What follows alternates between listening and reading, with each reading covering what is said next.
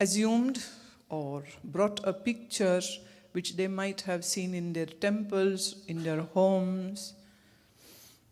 That is of a male with the matted locks, jatajut, and Ganga flowing from the hair,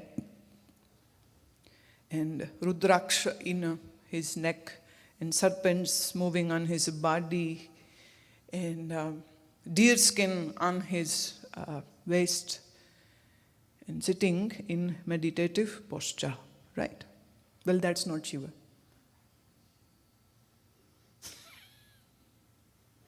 It's just like if somebody shows you a picture of Eiffel Tower and asks you to believe that you have seen Eiffel Tower. You say, are you crazy? I'm not been to Paris. I have not seen Eiffel Tower. I have not gone in the lift and have the view of Paris. How can I say that I have seen Paris? The photograph of the Eiffel Tower is not the real Eiffel Tower, right? Similarly, the picture of Shiva is not the Shiva.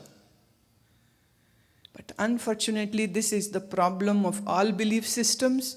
People have, in name of gods, they have these pictures in their hands. Somebody is holding a Krishna, somebody is holding a Shiva, somebody is holding a Durga, somebody is holding a Hanuman, and they haven't ever seen them, met them whatsoever. Not even in their dreams. But they believe. Does belief work in your life, or truth works in your life? What works? Think logically. If I say that I'm holding a glass of milk in my hand, would you believe? Why? You don't believe me? Too bad. You don't trust me? When I say it is glass of milk, then you should say, yes, it is milk. Is it? No.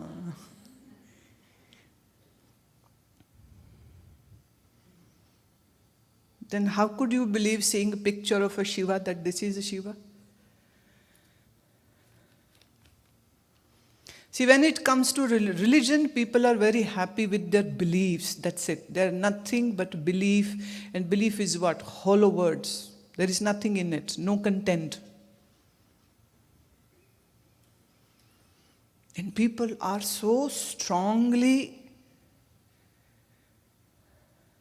possessed with this belief that for their belief they can kill anyone. And if we see the history of mankind, then almost 80% of the wars which happened on earth were because of people's belief systems.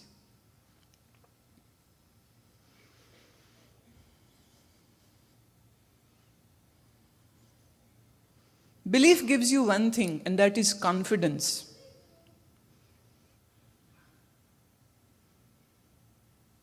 And that is what everybody has, confidence. My religion is greatest, my scripture is greatest, my God is greatest, I am greatest.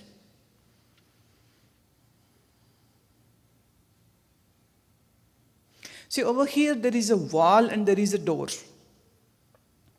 If you see a wall but you believe that it is not a wall and try to cross the wall, what would happen?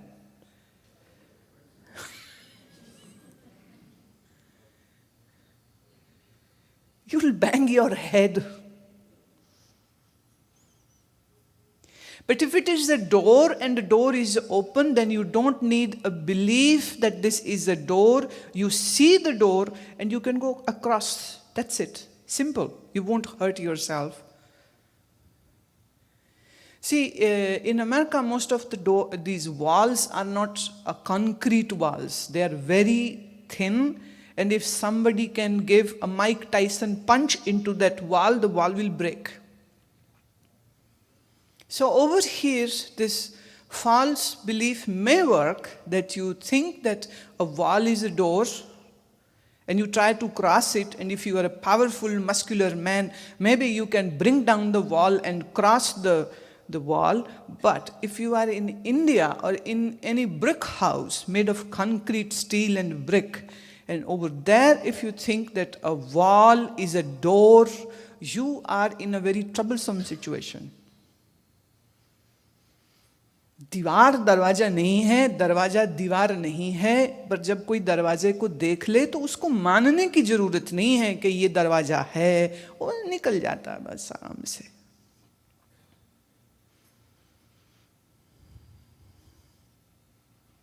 जब हम कहते हैं शिव, तो शिव का अर्थ वो नहीं है जो आप समझते हैं. शिव का अर्थ है परम चेतना. The word Shiva means the supreme consciousness. And this consciousness is omniscient, meaning no boundaries of time or space or an object can constrict it or hold it or create a boundary around it. For example, if I have this box in my hand, then this box has a boundary, right? It ends where my hand begins. So there is a boundary to it. Then it is spaced out in some time zone. For example, maybe 10 years ago, this box did not existed because it was not manufactured. Then it was manufactured, came to the store, was supplied to US, then you went to the store and then you bought this steel box, and now it is very good box, very workable box, and somebody has very nicely put some cinnamon and cloves for me in it. Thank you very much, whosoever has done this kind job for me. But how long would this steel box exist? What would be the life duration of this steel box? Roughly speaking. What? Could be 50 years, could be 100 years, could be 200 years. And then maybe somebody might, crush it, then it gets broken. Maybe after 100 years, maybe after 200 years, but yes, it has a lifespan. It's not indestructible, is it? No. So that which has a birth day and that which has a death day, we call that object as to be a limited object with a limited lifespan. But when we say Shiva, the consciousness, then it means there is no boundary, there is no birthday of Shiva and there is no death day of Shiva. Right?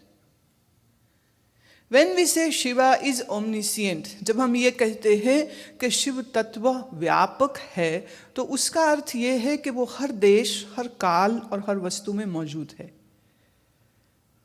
There is no place in this universe, in this whole cosmos, where the Shiva consciousness does not exist. There is no object in this cosmos which doesn't has consciousness in it.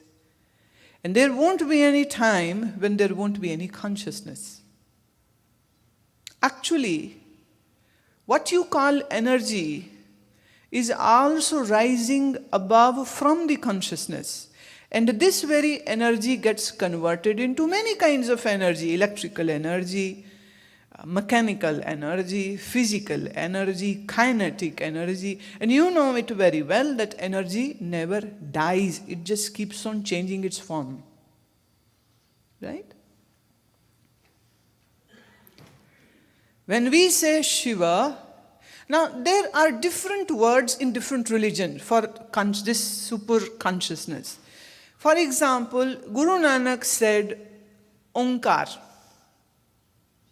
Upanishad says Brahma. Quran says Allah. And much before Lord Rama was born, the Rama word existed actually. It didn't started from Dashrath's son Ram, Bhagwan Ram. The Ram word was much before even Rama. And the word Ram also means that which exists everywhere. Ramanti iti Ramaha. That which exists everywhere is Ram. So different names for the same existence. Would it change the existence by calling it with different names? Okay, let's go. What do you call water in Gujarati? What do you call this in Hindi? Same. What do you call this in Punjabi? Still pani. The N gets a little more, rustic tone to it. So pani. A Bengali would call it jol. A person from Uttar Pradesh will call it neer. Someone might call it toe. Someone might call it agua. Right? Someone might call this H2O. But it is still the same thing. It isn't different. See, this glass is coming very handy to me. When we say Shiva or Brahma or Om or Vaheguru or Allah, we are still talking about the same existence. But unfortunately, the blind believers don't understand this. Hence they fight. Actually, fools are meant to fight. They will fight for something or the another. So they just make religion as another excuse to fight, but as such they have so much of anger and ego in them that they can't stop showing their aggression. They have to do that. That's why they keep on doing it. When we say Shiva, then it means the consciousness. When we say Shambho, then it means the divine yogi who was born long, long ago. Now here comes the difference. When we say Shambho or when we say the word Mahadev, at that time we are talking about this great yogi, or should I call the first guru of this cosmos, this universe.